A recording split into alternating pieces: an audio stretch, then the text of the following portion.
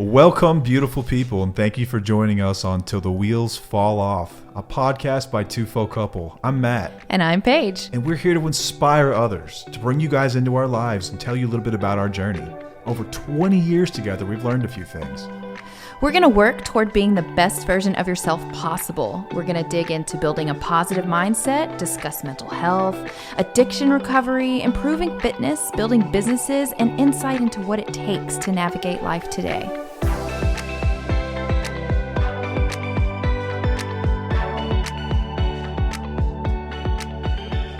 Welcome back to another episode of Till the Wheels Fall Off. I'm Matt. I'm Paige. Hi. That was a new one, wasn't it? That is Dr. Christopher S. Taylor. Now, Dr. Taylor, you've heard us mention him. You've heard the ads for his amazing counseling firm on our show. Yeah. He's also the clinical architect of a new upcoming course we have coming out called Independently Strong, which we will tell you much more about. But Chris, introduce yourself to listeners. We've mentioned you a million times, by the way. So this is sort of like, I think they might feel like they know you a little bit. Oh, great. So my name is Dr. Christopher Taylor, and I am a professional therapist. He's also, don't be so bashful, you were also appointed to several state boards to oversee governance and discipline. And yes, Governor Abbott asked me to be on the licensing board for professional counselors and for the Behavioral Executive Council here in the state of Texas. So, yeah, and that's you are a mental health extraordinaire. I'm okay. And y'all are besties. Yeah. Full disclosure here, he's not just a guest. Chris and I are best friends. And so it's kind of funny having your best friend as a therapist sometimes because we talking to you and I'm like, is he messing with me or are you being analyzed? I can't tell sometimes. Well, I will tell you, I'll clear it up for you. Are you paying me? No. Then I'm not working for free, dude. Okay. I say the same thing. Like if my wife's like, you weren't listening to me, I was like, well, I get paid to listen. Yeah, when you're really good at doing something, she loves that. Oh, she I loves bet. it when I say I bet that. she does. Absolutely. Of course she does. But we've got it's hard to pick one topic when we've got someone with your just breadth of knowledge on the show. So we're going to kind of go through several different rapid fire topics for the show. Yeah, let's go. Something that we've never, Paige, have we ever talked about codependency, just clearly codependency? Yeah, before? we had an episode very early on about codependency. Long ago. Yes. It's a term that I don't think we've ever absolutely loved. I think it's been misconstrued in a lot of ways, but it is an underlying concept that we deal with here. In addict, alcoholic relationships, you generally have someone who's in a relationship that outsiders will see and say, well, why are you in this? At times you might even say, why am I in this? Let's talk about codependency for just a moment. Simple question, is codependency even a medical diagnosis? So no, we don't diagnose codependency. Codependency is more of a behavior, state of being, personality event, right? It's not medical. You don't get diagnosed as codependent. Much like you can't be diagnosed as an alcoholic. Like these are what we call colloquial terms. They're just normal words that we just use out there. Gaslighting. There's not a medical definition for it. It's not like a major depressive disorder, right? Where we would say, hey, there's these 9 criterion. You match these criterion. You have at least 5 of them. We can observe them, and we can now diagnose as major depressive, right? As a major depressive episode, right? Codependency is just more of kind of how you exist in that relationship, right? And you can be codependent with your parents. You can be codependent with your siblings. You can be codependent with friends, and of course, you can be codependent in an abusive relationship. Yeah. Thank you for explaining that. Yeah. It's better than we have done in the past. Absolutely. Sure. It's very clear. Thank you. Yeah. So when we talk about codependency, the other half of this is alcoholism, addiction. Give us a bit of your background when it comes to working with the state, changing some of the ways in which alcoholics, addicts are dealt with, social learning theory. Discuss with me some of that, because you had your research has led to some groundbreaking ways and revolutionary ways in which we deal with this in the state of Texas. Yeah, so my research was in family drug court programs. So it's the application of social learning theory and human capital into the drug court programs. Dallas County was starting up a family drug court program for the first time. And I was in my doctoral program and seemed like a really great thing to do research on and work on and work with. And so I was very fortunate just to be in the right place at the right time, I think. And what we discovered was that family drug court programs basically had no research-based foundation. We were pulling everything from adult drug court programs, which just is not the same when you have minor children involved, when parents are trying to get their kids back. It's a very different type of program. So what we wanted to come in and say was that we studied a bunch of different programs throughout the state, Southwest, and some of them were out of Texas. And we basically said, like, these points, we were able to monitor their drug testing. We're able to monitor their success in the program, how often they went to AA meetings, how often they went to therapy, all these things. And we were able to show that if you completed a program, these were the things that were most beneficial. And then if you were able to complete a program, the recidivism rate, which meant that your likelihood of using again or having a child taken away from you again, plummeted. It went way down. And so this has led to foundation for policies and procedures for family drug court programs. Very cool. To what degree are families studied within a drug court program? Because what we're generally concerned with on our show is the effects that alcoholism and addiction has on a family unit. Yeah. Has on the people that are around these folks. Right. So because we anchored the study in social learning theory, what we found was that when we remove the addict from the environment that they were in and put them in a new social environment, that their ability for progress and growth, the likelihood of their success went up drastically. What about the people around them? Did you see them get healthier as a result as well? Was it measured? Was it not?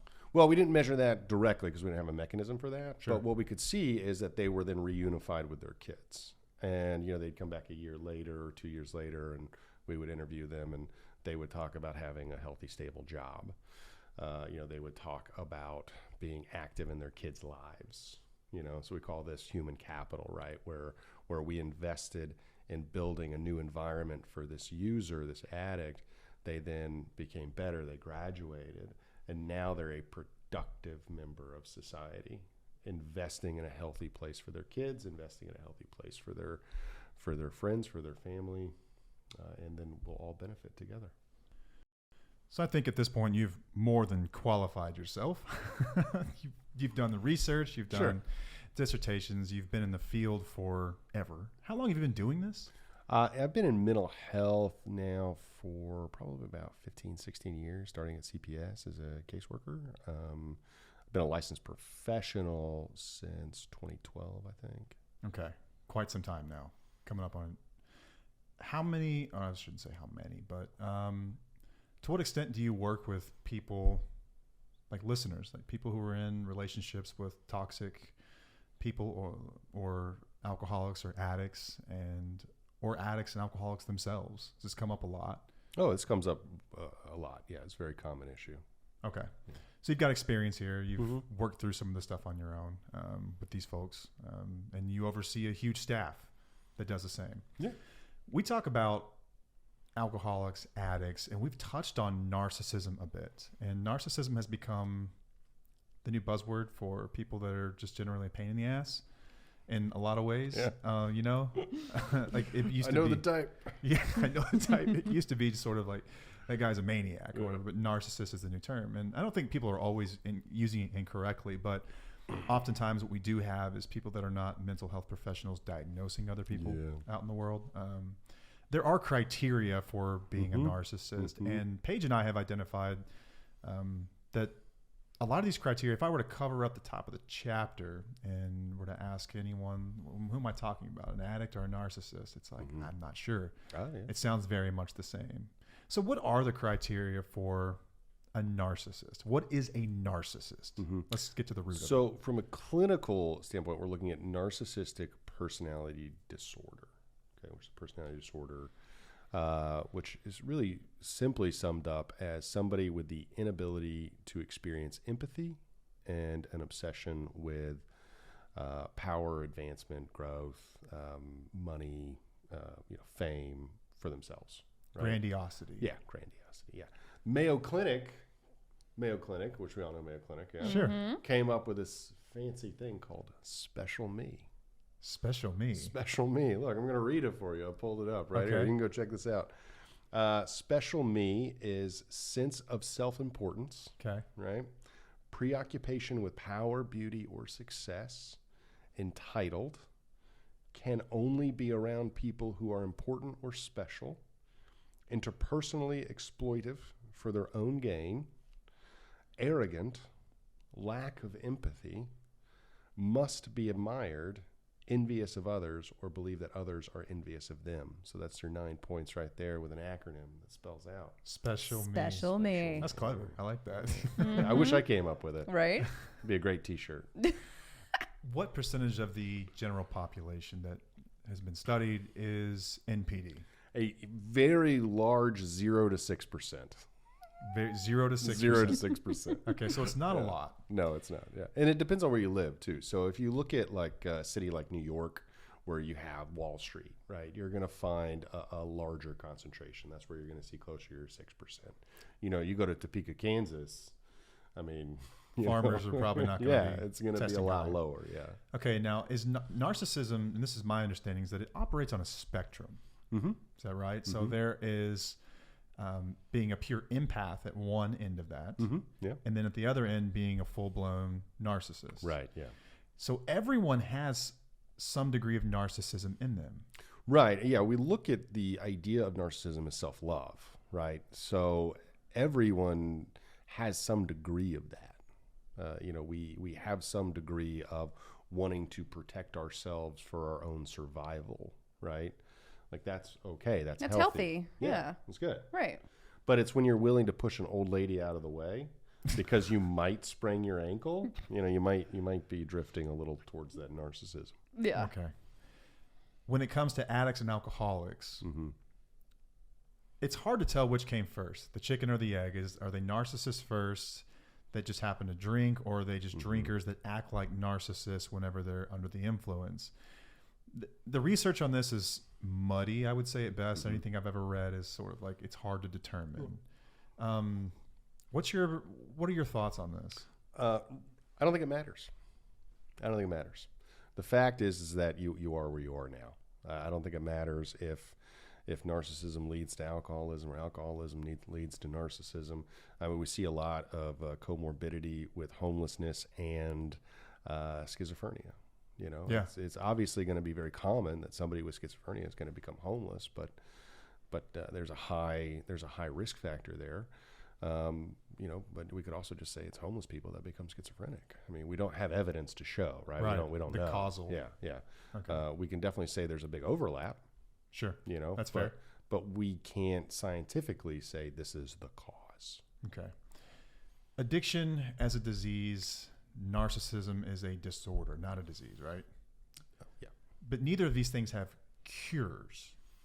There's treatment, but not cures. Right. Personality disorders do not have cures. Much like depression could be cured, personality disorders they're a part of your personality. They're present in you no matter what. Yes. So in much the same way. So can people recover from narcissistic type behaviors? Absolutely. Yeah, we can learn and grow. We can develop empathy. We have those abilities. But we have to choose to confront unhappy thoughts and unfortunate things. And you have to be self-aware too, We have to have some level of self-awareness. which I'm sure for some, I don't know how high on the narcissism scale you have to score, but at some point you probably lose the ability to do that. Well, you know, we look at CEOs of major companies, right? Those are always going to score high on any type of narcissist evaluation, right? We're talking a 7 and 8, right? You think you can run Walt Disney? Like that's a huge company. That's a massive job. You gotta have quite the ego. You got to have a pretty strong ego to believe that you can do what other people can't, to Yeah. believe that you're special. You know, look at Buzz Aldrin, Neil Armstrong. Like, to be an astronaut, to be the first man on the moon, you got to believe that there's something special about you. Yeah. You know, to be a president of the United States, you know, there's some historical studies where we've gone back and have applied narcissistic personality tests to their biographies. You know, and almost every president the United States scores very high in that category, right? So it's not like these things are. It's very possible that these people are narcissists or had some type of narcissistic personality disorder. The issue is that when we get to a place where the rules no longer apply to us and we are willing to manipulate and exploit other people for our own good, that's when the deviant behavior comes in. That's when criminal behavior comes in, and somebody is willing to go all, House of Cards or Game of Thrones, Yeah. That was you. Dang. Okay, so like right there at the very end, it sounds like I can't tell if you're talking about an addict or a narcissist. So once again, so I think it's not so much important as to what, like, if I'm the abuser in the situation, what I am. I think what matters more possibly is how the other person feels from the abuse. So no matter how you want to label this person, because at the end of the day, these are labels, diagnosis, whatever. How does it feel to the person that's in this relationship? Gaslighting, the denial, the deflection, the projection, the selfishness. The what's that? Manipulation. Like all these things are very simple. Are very similar. So when it comes to what can someone do about it? Like what can you do if you find yourself in a relationship with a narcissist or with an alcoholic? Because oftentimes alcoholics, when they just remove the substance, what you're left with, like you want to hear something fun from AA? I got a lot of these. When you take alcohol away from the alcoholic, all you have left is the ick. So what you get is just this person, you've taken their pacifier away, and they're often, what you get is just the exposed raw behaviors of who they are. Is the journey of empowerment the same? The journey of education and validation, all that. And from a clinical standpoint, what do you do with someone that comes into your office and says, I'm in the relationship with this terrible person. What do I do? Yeah, so that's a big question. It's a difficult question to answer outside of the therapeutic relationship, right? Because there is no one size fits all answer. There is no right answer. There's only the right answer for you and for your life. So when we're working with people like this, and I've worked with many clients that were in abusive relationships, that were in probably narcissistic abusive relationships, and it requires a lot of empowerment. One, we normalize, we let them know that it's okay to feel this way, that it's okay to be afraid. Then we try to educate a little bit. Let's walk through why some of these things are happening, how you got here, and then it's about empowering. It's about empowering them to choose if they want to step up for themselves and set new boundaries and requirements in the relationship, or if they want to get out of the relationship and go try something else. So it comes with doing the work. Oh, yeah. Doing the work. Yeah. I think oftentimes, like we opened up with this discussion of sort of codependency. I can speak from an addict standpoint. I was pretty convinced that there was a solution, but I just hadn't found it yet. And I thought that it was about the days that I used, or the substances that I used, or the right mixture of what I was using, the ingredients. And I thought that if I got my mix just right, if I substituted, if it was just this type of whiskey that made me act that way. If I can just remove that type of whiskey and just use beer instead, then everything will be fine. Switch opiates for marijuana or cocaine or some type of amphetamine, whatever it might be, then everything will be fine. And I chased that solution. I chased that thought that I could find the perfect ingredient, rather than having the thought for one moment that maybe abstinence is for me. And I think a lot of times we see people in relationships with these narcissistic types or these addictive types, and what they're doing is they're looking and they're coming to places like the show. They're coming to therapy offices. They're meeting up with coaches. They're reading. They're listening to podcasts, and they're looking for that answer. Like it's tough because I understand where it comes from. Like I'm very much too. I've been there before myself, but it's tough because I think people are much smarter than they give themselves credit for. And I think that if the answer was out there, you would have figured it out. Like you're plenty smart and capable and able, and you're the smartest guy I know. You don't have the answer. So there is no magic answer. I'm saying. I mean, you have solutions, right? But there's not an answer. Yeah, one, I think you should get smarter friends. Just throw that out there. Two, yeah, there is no answer, at least not one that I could find. There's no magic pill. If there was a magic pill, I would have taken it already. Yeah. And I mean, there just isn't. I mean, if there was, look, like, Pfizer would be selling that thing. They would. I would shell out Absolutely. all of my money for it. Yeah. I mean, we all would, right? But there is no pill. There is no, I mean, there's Xanax, I guess, but that only works for a while. Right. Yeah. It's very temporary. So there is no magic pill. There is no one answer fits all. Life is so much more complex and so much more beautiful than this one simple thing.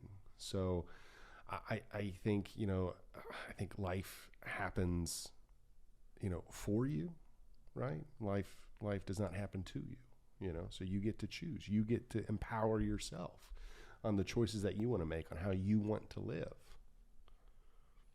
That's beautiful. Yeah, it is beautiful. Really is. Let's shift the conversation for just a moment to boundaries. I think this possibly is the most asked question next to how do I help this person, which we've kind of covered there. Mm-hmm. Boundaries. I think boundaries are really effective when they're used properly. Mm-hmm. Boundaries will also expose some of the most painful things that you'll ever learn about other people. Yes. Because that's what they do essentially. They expose that this person doesn't respect me. They expose that this is a bad relationship for me. That they expose that this is not healthy. Mm-hmm. What is a good boundary versus a bad boundary? Yeah, I think, if you want to find out who is taking advantage of you in your life, you throw up some boundaries. You'll Yeah. find out very quickly. So boundaries, healthy boundaries are both firm and flexible, right? Unhealthy boundaries are typically, radically inflexible, right? And what I mean by that is, like if we're going to get together for some coffee, right? At Starbucks. Okay. And they're not doing great, so we figured give them some free advertisement. Yeah, exactly. They need our help. I prefer filtered in downtown McKinney, Texas. There we go. That's a good one. Okay. I don't really care as long as it's black. Yeah. Right? I'm just going to drink it Yeah. because I am a caffeine addict. Okay? But say we meet up at Filtered, right, for a cup of coffee, and I'm like, hey, I'm going to meet you there at 2, right? You show up at 2:05, and I lose it, right? That's unhealthy, right? That's an unhealthy boundary. Now let's say you show up at 2:35, right? It's okay for me to say, hey, man, that's disrespectful of my time. Mm-hmm. There is a place in there in the boundary where it's like, we agreed to do this. We're adults. We agreed to be at this place at this time. We agreed to take out the trash on Tuesdays. We agreed, that you would be home at this time. We agreed that, you're not doing work on vacation. We agreed to these things, right? So there is a little bit of like, oh, okay, well, they're 5 minutes late. Like, who cares, right? And then there is this whole, you are taking advantage of me. You are exploiting me. You're pushing me out of the way for your needs, or for things that you want, even though we've had an agreement otherwise. The agreement part is very important.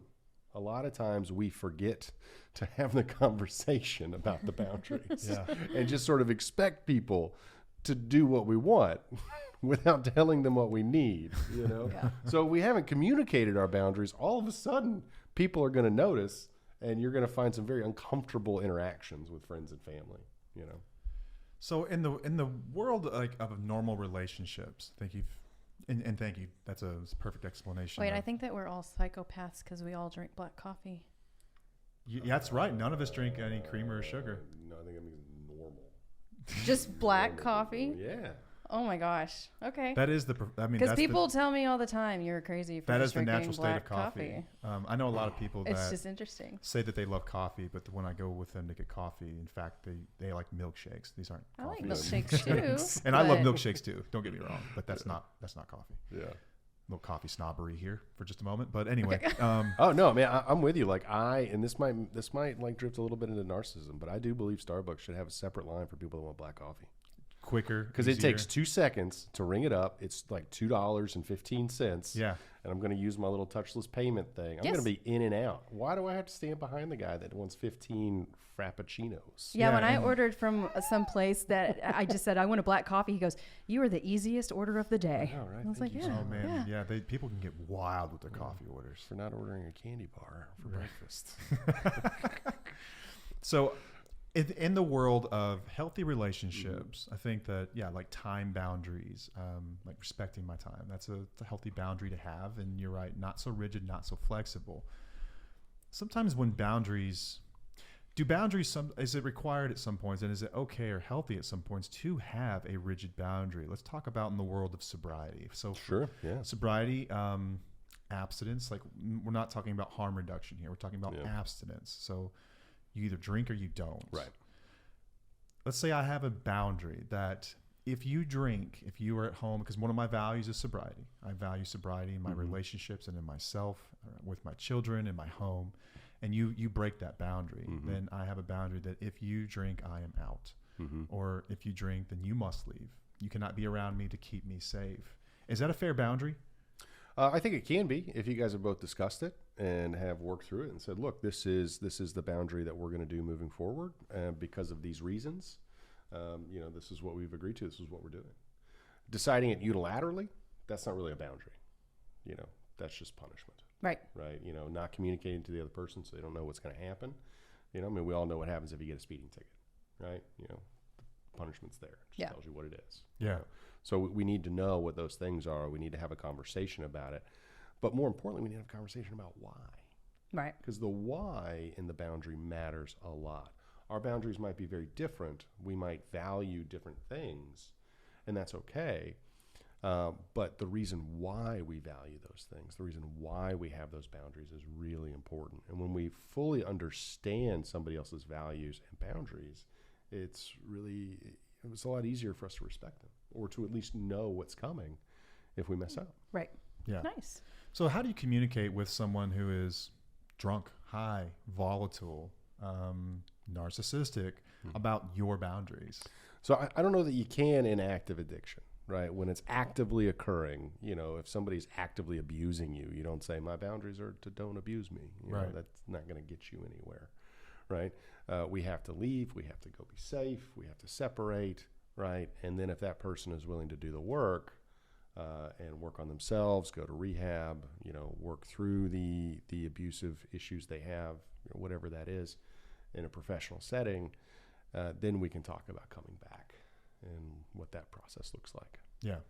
Thank you for doing that. And that affirms what we've said a lot. And by the way, we often run information through you before we come out here and just say stuff. I want people to know that too. So stuff is usually vetted, checked a bit. Yeah. We do have the freedom to kind of say what we want, but at the same time, it's coming from a good place. Boundaries, I think, are often, people look at boundaries almost as like the magic bullet that is going to fix the relationship. And this is going to be the thing that when I do this, then he's going to see my perspective, and then he's going to respect me, and he will change. Yeah. But it's generally not the case. Generally what happens, you have your heart broken when they run smooth over that boundary. And then what do you do? What do you do? I think it's what we generally get the question. The next question is, what do I do now? We've already decided, right? Because we sat down and we talked about it. Yeah. We sat down and we said, this is the boundary. This is why it's the boundary. And this is what's going to happen if we don't respect the boundary. So then we go and do that thing. Yep. If the boundary was, I need you to respect my time. And if we're going to get together, like, let's be respectful of that. And let's get together at 2:00 and you show up again at 2:35. I'm just going to be like, hey man, I'm not going to meet with you anymore. Yeah.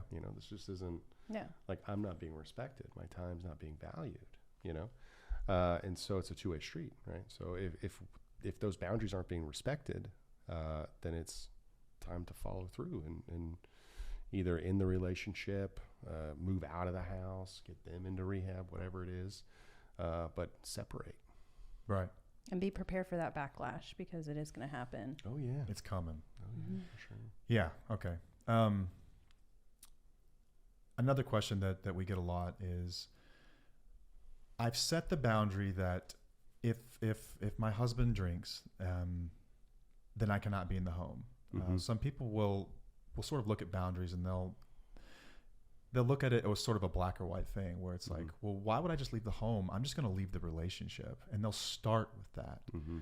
When the moment comes when what they've essentially done is just give an ultimatum. That's more ultimatum-ish. And when that happens, they're not ready to follow through on that boundary. Would you recommend people start small? Oh, we have to start small. Yeah. So developing boundaries for somebody who's not used to having boundaries, which is pretty common with codependent relationships, is kind of like breaking your right hand and then picking up a pencil with your left hand and assuming that you're going to be able to write your name properly. Yeah. This isn't going well. It's not going to go well. You know, maybe you're one of those gifted people that's ambidextrous. Ambidextrous, like, got good them job. both. Yes, Yeah. yes. But I am not, and I will sometimes, just to remind myself of like how grateful I am to still have my right hand. You know, I'll just try to sign something with my left hand. And I'm like, I can't even write the date. Quick story, if you've got kids in the car, ear muff them. Yeah. So we've got the elf in our house, right? Oh, yeah. And the elf writes notes. But the elf can't write with my right hand. So you do your left hand. That's funny. It is the most awkward thing in the world. It's all over the page. It's so hard to do. I know. Yeah, Yes. it's so challenging. So hard to do. Okay, so starting small with boundaries is effective. It's an effective way to sort of bridge that gap between what you ultimately know to be true, which is that you might have to walk out until you're comfortable, and to be gentle with yourself to know it's okay. Yeah. This is okay. It's okay to start small. Yeah, we start small and we build boundaries around our values, Yeah. right? So, you know, if you value yourself, then you want to build boundaries around yourself. Yeah, we've often said boundaries are to protect you. They're not to necessarily punish other people, although they may view it that way. And that might be the result of them violating your boundary. But it starts with values. You mentioned human capital earlier when we opened this up. And I know enough about your company that's one of your core values. Right. Companies have values, but people have values. Relationships, when you've lost your identity to the extent that you don't even know where to freaking start. Who am I? What are my values? That is a big, tough question. I don't even know who I am. And that's a big fear that keeps a lot of people in the relationship too, is that if I leave, well, then who am I? Who am I without this person, right? That's the standard plight of the codependent. First step in developing self-awareness is recognizing where you are and what you don't like about where you are. Okay, so if you don't know what you are, what do you not like? We start with that. Yeah, we start with this. What do I not like about my situation? What do I not like about who I am right now? And then we'll start to think about, what do I like and what do I want? Obviously, I don't like being abused. So let's move out of the abuse. Then we can figure out what I do like and where I do want to go. So I value peace and harmony as opposed to abuse. So you would create a boundary around peace and harmony. Right, exactly. That's how that works. But it's tough to do whenever you have been beaten to a situation where you're like, I don't know who I am or what I am. Yeah, it's extremely difficult. It feels very overwhelming. It feels like it's too much at times. You try to do all this at once. It's too much. It's too much. Yeah. Yeah, but we also live in like a society that's telling us to look at the positives all the time. So we're trying to always look at our values, and then we dismiss the things that we don't like. Right. And you're telling us to kind of swap it a little bit and look at the things you don't like for now. I'm telling you to do the opposite of everything you've heard on TikTok or Instagram. Yeah. Okay. Yeah. Okay. Yeah. Yeah. I think that you brought up something I'd love to discuss really quick is this concept of toxic positivity, where I think so often people end up in these relationships because they are given, I'm just going to say what it is, bad advice by those around them, where their gut is telling them something is wrong, and they're told, just look at the positives. Just think of the things that are good about your life. Look at gratitude. And that stuff has a place in journaling when you're examining your life when you've been depressed or when you're in a rough place. But when you're being abused by somebody, it's dangerous advice, am I right? Oh, yeah. Very dangerous. Very dangerous. And also, that person probably doesn't know the depth of the relationship. Yeah, they're not in it. Yeah. They don't know what you're talking about. Yeah. If you are in a relationship with a narcissist, it's very common that person might seem extremely charming and liked by others. Oh, yeah. Yeah, we're good at doing that, huh? Yep. Yeah, no, that comes up a lot is people that are often like, I'll see it in the comments, like someone will post a heartbreaking story where they're just venting, and people will be, they'll say things like, you can't be upset with him, that's just the alcohol, that's just the disease, look at the bright side, just look at the positives, you know, the fact that you have a roof over your head, the fact that you have air to breathe. It's like, we're digging deep now for things to get grateful for. Like, listen, you don't have a loving relationship, you don't have someone you can share your, you know, your deepest desires with, you don't have a partner in crime. Let's not forget that you do deserve those things, and the fact that they're not there is a problem. Just looking at the gratitude, sometimes I think we can. That's what toxic positivity is. It's discarding the stuff that is truly wrong and is a problem. It shows up in a red flag in your gut, shows up in a red flag in your life.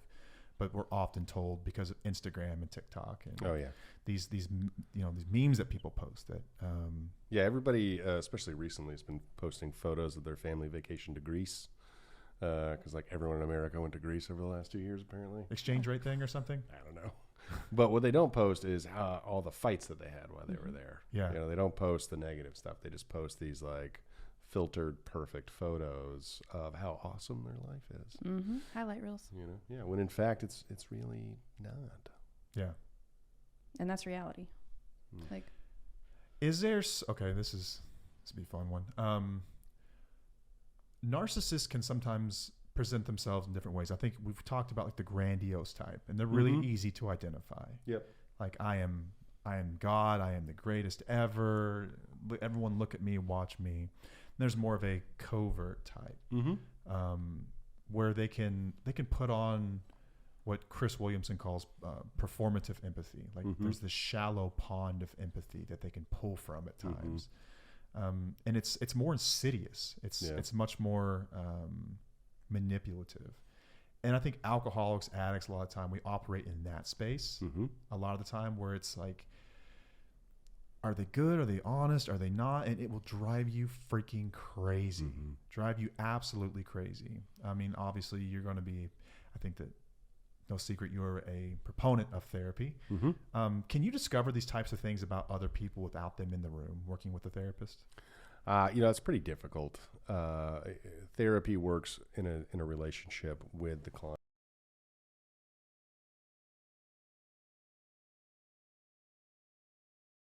If somebody were to come to me, a patient comes to me and wants to work on getting out of this narcissistic relationship that they're in with this abuser, my hope, my goal here is not going to be to help diagnose or label this person. I'm not even going to focus on that. I'm going to focus on them, their emotions, where they are right now, and helping them to, you know, be empowered to build a safe space. So no different than when someone were to come to you and say, my husband, my boyfriend, my wife, my girlfriend is an alcoholic. Help me help them. Yeah. You can't. It's about you at this point. I can help you. I can work with you. Or if they'd like to come in, we can try that. But that's it. Yeah. So we've built this also this goes for parents too. Okay. Let's get here. There's a lot of moms and dads out there that bring their kids into therapy. Okay. And they're like, fix my son. And I'm like, well, it doesn't really work that way. so, but I'd love to talk to you though. Yeah. So be supportive. Yes. But you know, they've got to want the help. They got to want to change. Right. Yeah. We've built an online course that, if not already out by the time this episode airs, will be out very soon, called Independently Strong, with the overarching goal to help people, to validate people, to educate them, to empower them, to walk them through their own recovery journey. And we discuss a lot of these concepts here. You are the clinical architect of this course, and we cover a lot of these concepts. But I think what's going to break people's heart about it is that sort of what's happened here in this episode is that there's not a clean-cut answer that is going to just fix your problems. No, there's not. I think oftentimes people show up saying, help me fix him, when it's just like you say, just in like the therapeutic relationship, it's like, let's focus on you. What does that look like? Solid tools. There's some solid tools to help. Yes. Yeah, I think we've done, personally, I'm a little biased. Yeah. I think we did a great job. Yeah, both of you, especially Paige. She did amazing. Thank you. Paige basically walked everyone through that thing. Yeah. But look, it's not one size fits all because this isn't J. Crew, man. Okay? Like, This is not the gap, all right? You are unique. So don't you deserve unique solutions? Yes. Mm-hmm. Absolutely. Absolutely. Yeah.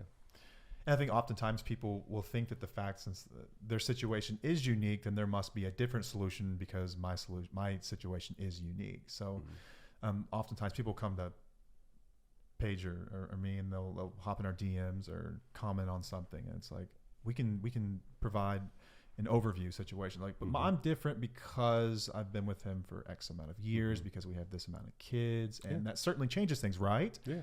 The answer is, well, yes, you are unique.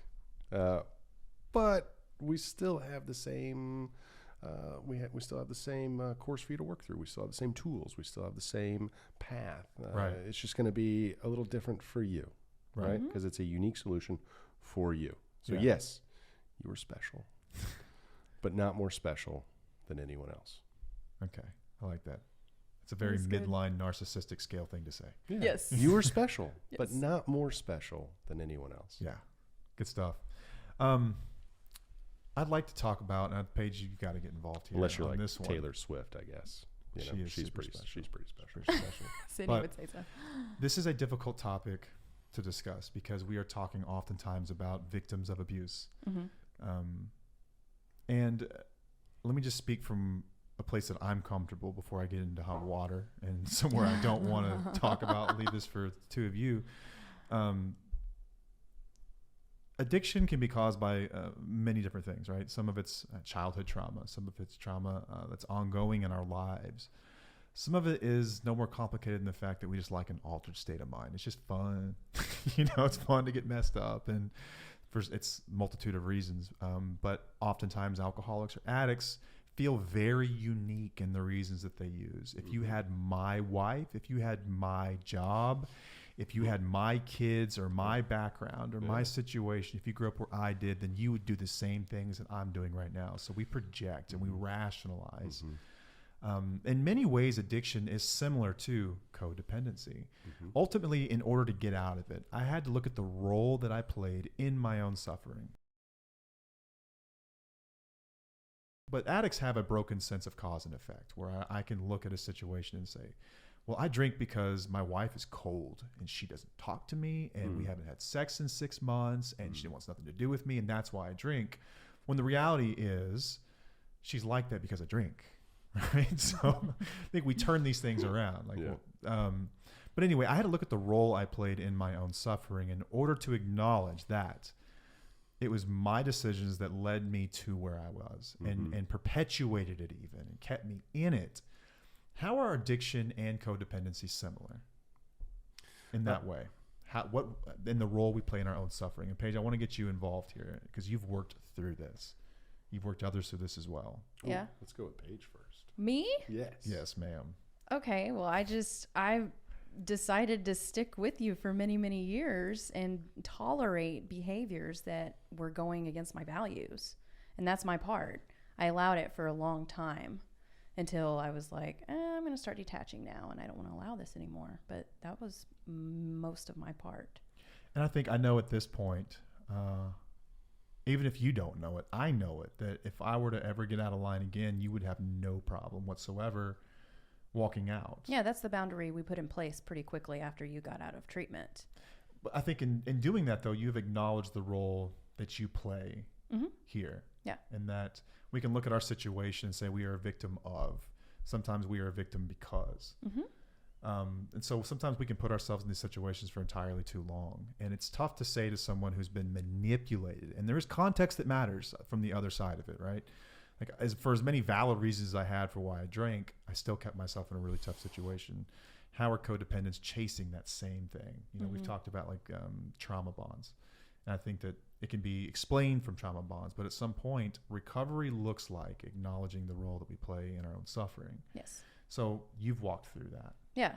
And then whenever my anxiety and depression and panic attacks all started coming up, I couldn't blame you for that. I had to look at myself to heal from whatever was causing it in the beginning. So Yeah. that was What's my been your part. experience with this? It's exactly that.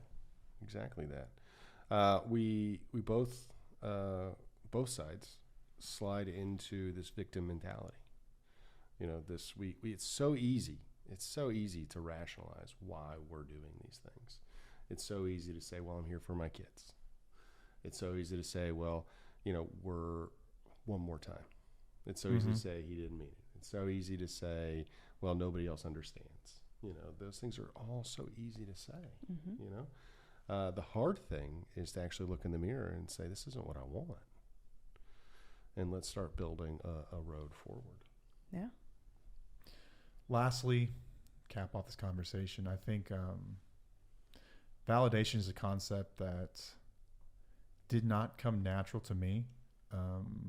I was never tested on the narcissism scale when I was in active addiction, but it was something that didn't come natural to me. And the lack of empathy is sort of empathy, and I think validation go hand in hand in many ways. The ability to sit there and listen to someone, even if you don't agree, and just empathize, put yourself in their shoes. But how important is validating somebody to their recovery? Yeah, I mean, validation is very important. So is empathy. Walking through this process together, leaning on each other, is crucial in building a relationship together moving forward. Yeah, I think a lot of times we think that there are right answers and wrong answers, and when it comes to your recovery journey, there's oftentimes there's really not.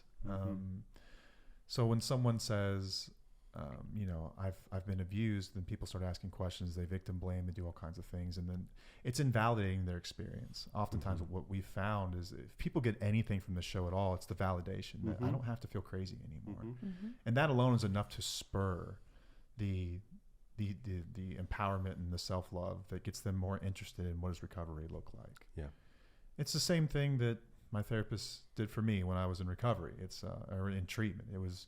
You know, I sat there and I rationalized why I did the things I did. I was a chronic pain sufferer. This was true. Yeah. But this is why I used 60 OxyContin a day. You know, like this makes no sense, but I rationalized it. And they didn't tell me I was a scumbag. They didn't tell me I was a lowlife or morally weak. They just said, I understand. Yeah. And it's okay. And I'm like, wow.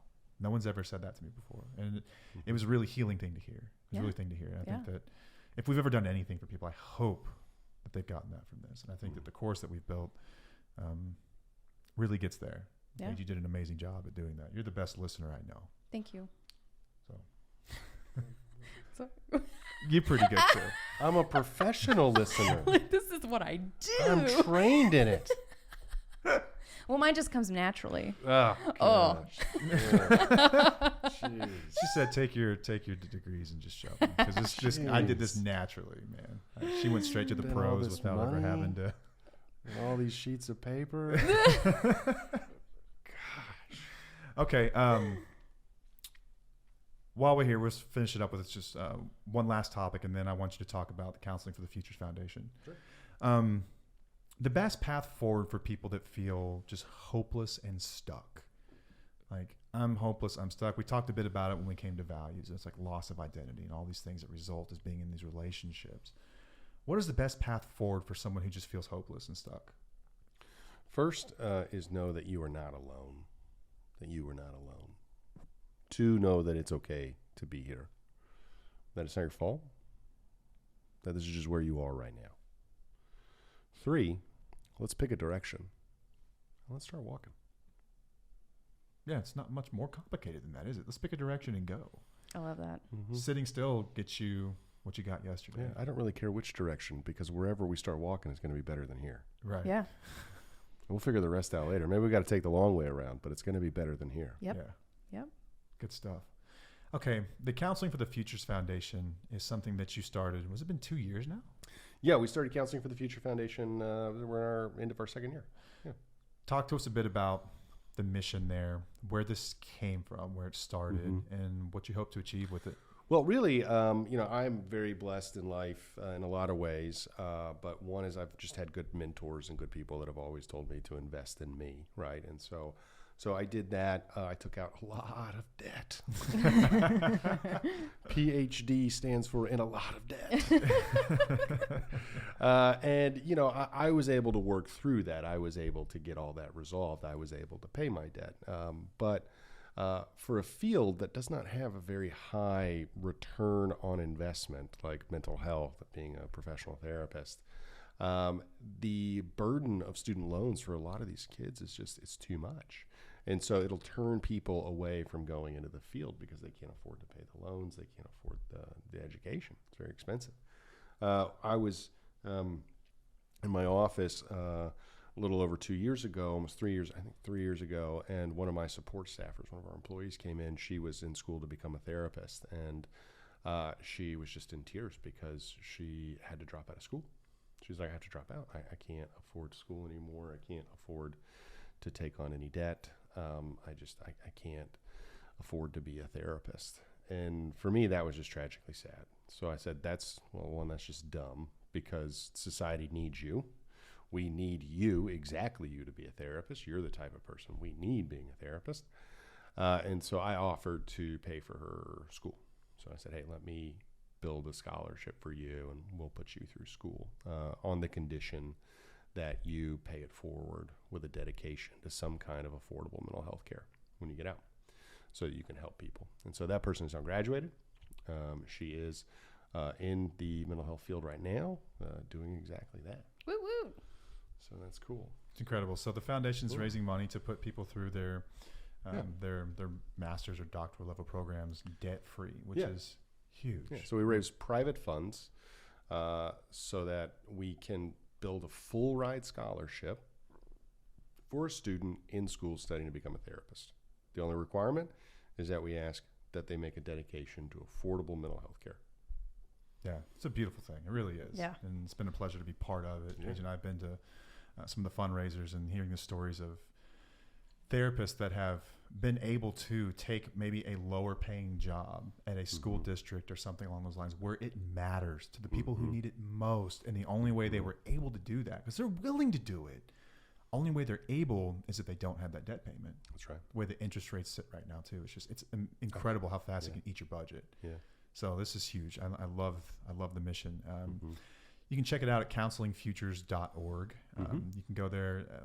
Every dollar you donate goes straight back to the, I guess we have maybe $1 in fees a month from the bank that we got to get sorted out. We got that sorted. We got that sorted? Yeah. Okay, so. Yeah, but all administrative fees are paid directly by the board members. Yeah. So board members donate their own money to make sure those fees are all paid. So every dollar that you donate goes straight to the cause, yes, which is a beautiful thing. You don't find that too much.